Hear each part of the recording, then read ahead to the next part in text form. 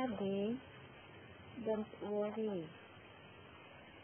I go abroad for work, not for something.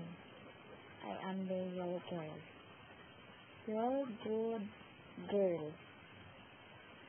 I go there for work, and then if I go home, if you can come to Philippines to meet me. But I know that you need some time, you need long time to prepare for our meeting, for our marriage, for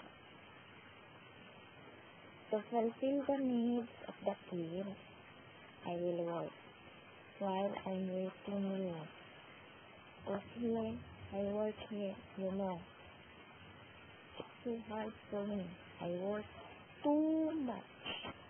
And the salary is very small. Cannot fulfill the needs of my kids. I cannot buy rice and food for my kids with my salary. So I must look for the better salary. Okay? I love you, Daddy.